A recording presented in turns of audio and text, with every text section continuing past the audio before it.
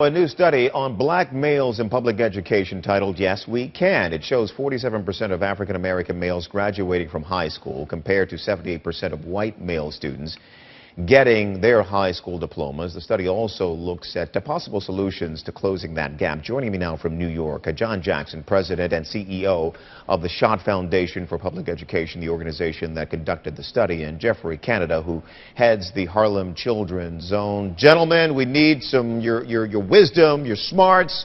We need some solutions. John, let me start with you. Were you surprised at all by the findings in the report? Well, we conducted this study 2 years ago, and it indicated that 48% of black males across the country were graduating from high school. We were astonished to see that there was very little progress. In fact, the numbers are headed in the opposite direction. And we were really surprised to see that in New York State, only 25% of black males are graduating from high school, and in New York City, which enrolls the largest number of black males, only 28% are graduating from high school. And that's a tremendous problem and challenge for our country. Jeffrey, why are we going in the opposite direction, and particularly you're in New York? Well, I think those of us who care about education in this country in New York, first we're going to commend the Schott Foundation and John for this really important study. And the second thing is that we've tried a lot of innovation in New York, and people have been really serious about it, our mayor and our chancellor, and we've taken a big swing and we've missed.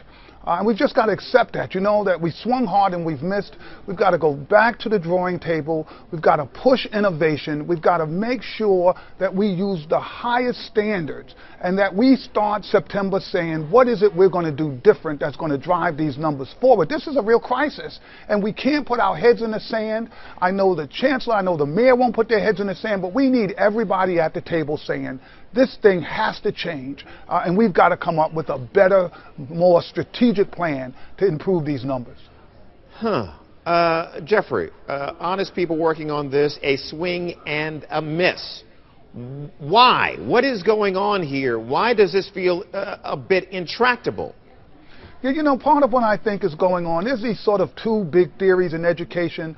One is that, the answer is improving schools, and we are a real believer in that you've got to have accountability, you've got to have data, you've got to make sure you can close lousy schools, get rid of teachers who aren't performing well. We think that's a basic.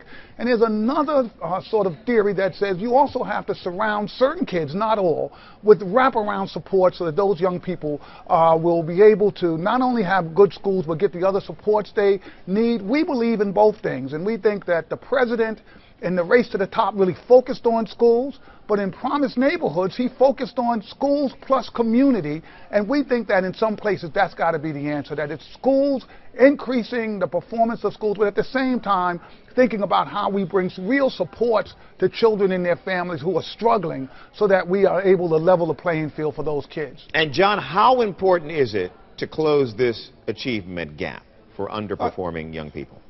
It's significantly important. We know that there's a correlation between educational attainment and a community's economic base, a correlation between educational attainment and, quite frankly, incarceration. So I think this story is best told in the tale of two states. One state, which we highlight, New Jersey, in response to a legal decision, the Abbott decision, the governor and the legislators decided to more equitably distribute their resources, targeted in the areas that we know work, improving access to early child education, highly effective teachers, college-bound curricula.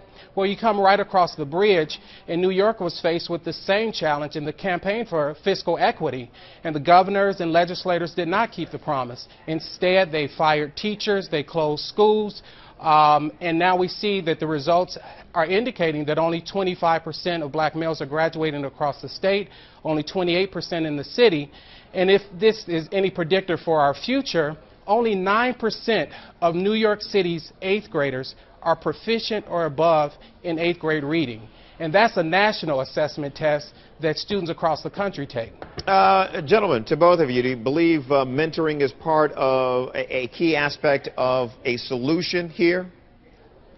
Well, I mean, I think that the mentoring is clearly one of the strategies, but you know, we've got some people who are really doing some interesting things. If you look at what's happening at Eagle Academy in New York City, if you look at Steve Perry's work in Connecticut, you see some strategies that I think sort of highlight what we should be thinking about and how we should be looking at this. I think mentoring is absolutely one of those strategies that makes sense, but I think we've got to really take off our blinders and take a much wider view of innovation and thinking about how we move forward. I really agree with John that the levels in New York City and New York State are not where they need to be, but I don't agree that we haven't really tried to push for innovation in this city, that we really have, and I think that it's not nearly been enough, and we all will agree on that, and we've got to do a better job. Hey, what do you think, John, what do you think about the Education Secretary's push to get more African-American males in front of classrooms as teachers? I think that's extremely important. In fact, the Schott Foundation is working with Deutsche Bank and Brooklyn College to increase the number of African-American male teachers in the classroom. But I agree with Jeffrey. The work that he's doing at the Harlem's Children's Zone is important. Urban Prep, graduating 179 students and sending them to college. However, we can't be so focused on the beacons of life that are saving hundreds that we lose sight of the glaring light from the train wreck that is headed our way, because we're losing tens of thousands of black males each year. And in order to address that problem, it's going to take a more systemic solution. Let me stop you. African-American males. African-American males. Here we're talking for 3-4 minutes. We're talking about African-American males. Jeffrey, what do you say to people who will see this report and say, that's not a problem for my child? We are in a performing school district. You know, I have thrown money into the education rabbit hole for years, good, solid tax dollars, and here we are again talking about African-American boys who aren't performing. You know, I feel bad for them over there, but it's not my issue. Well, this is, I mean, that's a great point, and this is one of the interesting things in the Schott report. While it focuses on African-American males, you look in general across this country and you see a real education crisis among white boys or African-American boys. Remember, this is really just graduating high school. We don't really believe that kids who have a high school diploma are going to be prepared to enter the labor market and be competitive with kids from around the world. So we've got a real challenge. I think the reason this is so important is that we know if we improve the education outcomes for this group, we raise them for all children across this country. And right now, I would dare tell you, this is not just a problem with African-American males, as if the girls are doing good, or if white students around this country are really being prepared for the new labor market. We've got a real crisis in our education system, and we need to be taking this seriously. This is the canary in the mine shaft. Hey guys, this thing is not working. We're not coming up with real solutions. We need to do a better job. John, do we need longer school days, longer school years? Absolutely. Rather than closing schools, we need to figure out how we can keep them open longer, how we can recruit and retain highly effective teachers. And as Jeffrey has outlined, this is a challenge that confronts our entire nation. The President has indicated that in order to be globally competitive, that we have to be a global leader in post-secondary education by 2020.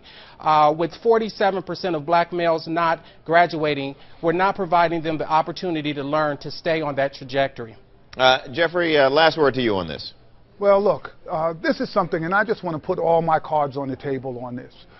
We've got to hold our mayors, our governors, we've got to bring the unions, the teachers' unions in here. We've got to say to everybody, look, guys, the data is there. It is not working. What are we going to do different? And we've got to hear who says, I'm not prepared to change. Those folk, we've got to make sure we get out of this equation, because this is a crisis. The report indicates it's a national crisis, and we really need business not as usual. We need to come up with new innovative plans, and it means all of us have to work on those plans.